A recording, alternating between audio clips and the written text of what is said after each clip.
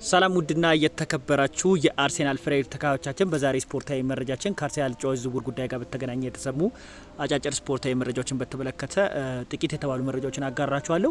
ቪዲዮ ላይክ እያደረጋችሁ እንዲጀምሩን በአክብሮት እየጠየቅኩ ወደ መረጃዎች አልፋለሁ። ቀደም ሲል በአርሴናል ጨዋታ ዝውውር ጉዳይ ጋር ከቪኒሲየስ ጁኒየር ዝውውር ኮንትራት ጉዳይ ጋር በተገናኘ በጥቂቱ አጋራችኋለሁ።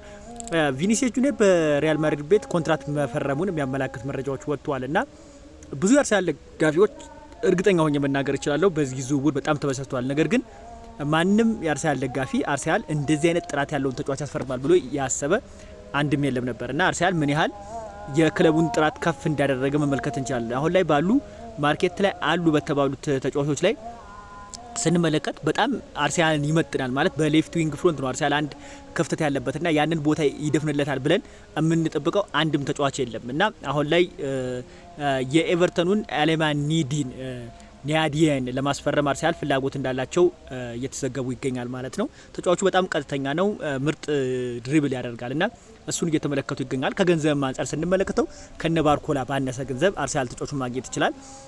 ኒኮ ዊሊያምስንም አርሰናል በክረምት የዝውውር መስኮት በተለይ የቪኒሲየስ ጁኒየር ካልተሳካ በኋላ አርሰናል ከሚመለከታቸው ስሞች ውስጥ ኒኮ ዊሊያምስ ይካተትበታል። ነገር ግን ኒኮ ዊሊያምስ ስንመለከተው በተደጋጋሚ ጊዜ ጉዳት ያስቸግሯል። ተጫዋቹ በተለይ እንግሊዝ ፕሪሚየር ሊግ ላይ መጥቶ ፐርፎርም ማድረግ ይችላሉ የሚለው ነገር እሱም አንደኛ ጥያቄ ሊነሳበት የሚችል ነው።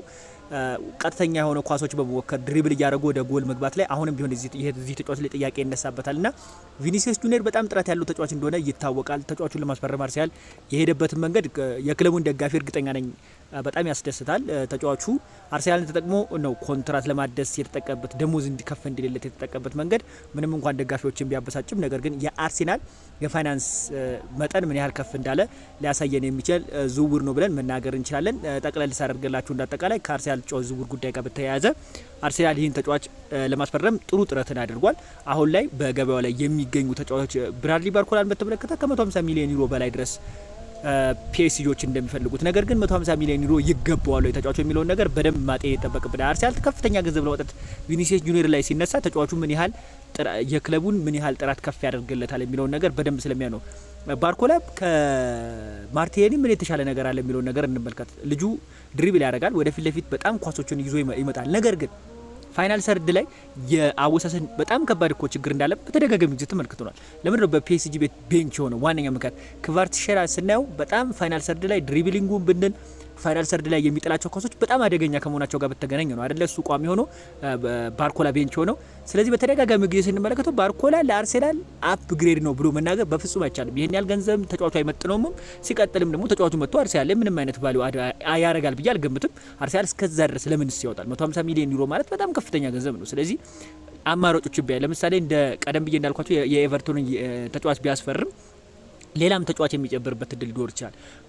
በቃ እርግጠኛ ሆኖ መናገር የሚቻለው ምንድነው አርሰናል አሁን በእርግጠኝነት ሆኖ መናገር የሚችለው የአልቫሬዝን ዝውውር ለመጨረስ ነው አርሰናል የሚሰራው። ተጫዋቹ ከባርሴሎና ጋር በተገናኘ ስምምነት ላይ አልደረሰም። ስለዚህ አርሰናል የተጫዋቹን ዝውውር በደንብ ይመለከታል። ተጫዋቹን ለማስፈረም የሚሄድበትም መንገድ ይጠበቃል። እንዳጠቃላይ አርሰናል በክረምት የዝውውር መስኮት በጣም ብሩኖ ጉማሬሽን ማስፈረሙ በክለቡ ላይ መረጋጋትን ይጨምርለታል ተብሎ ይጠበቃል። ከዛም በተጨማሪ ደግሞ በክንፍ መስመር ላይ አንድ ስቴፕ ሄድ ከፍ የሚያደርገውን ዝውውር አሁን ላይ በደንብ በገበያው ላይ እየተመለከተ ይገኛል።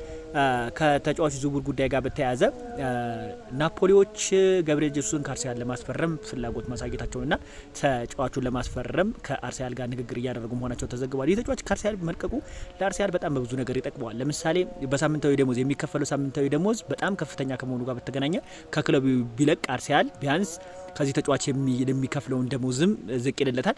ከዛ በተጨማሪ ተጫዋቹን ለማስፈረም አሁን ላይ ናፖሊዎች ድርድር ላይ መሆናቸውን ተዘግቧል። ከአርሰናል ሌላኛው የሚለቀው ተጫዋች ገብርኤል ማርቲኔሊ ነው። ገብርኤል ማርቲኔሊ የሳውዲ ክለቦች ለማስፈረም ፍላጎት እንዳሳዩ ተዘግቧል። ጠቅለል ሳደርግላችሁ አርሰናል ተከላካይ መስመሩ ላይ ቀደም ብዬ እንደነገርኩላችሁ ኮንሳን ለማስፈረም ፍላጎት አለው። ከዚህ ተጫዋች ዝውውር አስቶን ቪላዎች እስከ 60 ሚሊዮን ፓውንድ ድረስ ይፈልጋሉ። ለዚህ ተጫዋች አርሰናል 60 ሚሊዮን ፓውንድ ይከፍላል ብዬ አልገምትም።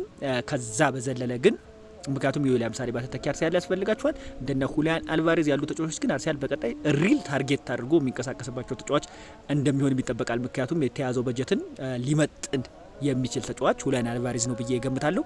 ምንም እንኳን በገበያው ላይ እንደነ ባርኮላ እንደነ ራፋኤል ሊዮ ያሉ ተጫዋቾች ቢኖሩ ኒኮ ዊሊያምስ፣ ባርኮላ አርሰናልን አይመጡም። እርግጠኛ ሆኜ መናገር የምችለው አርሰናልን የሚመጥኑ ተጫዋች አይደለም። አርሰናል በዛ ቦታ ላይ በጣም ላለፉት 4 ሲዝኖች ማለት እንችላለን በጣም ሲቸገርባቸው የነበሩበት ቦታ እንደሆነ በተደጋጋሚ ጊዜ ተመልክተናልና ያን ቦታ አንድ አፕግሬድ ሊያደርግለት የሚችለው ተጫዋች አርሰናል የሚያመነበት ቪኒሲየስ ጁኒየር ነበረ። ያልተሳካም።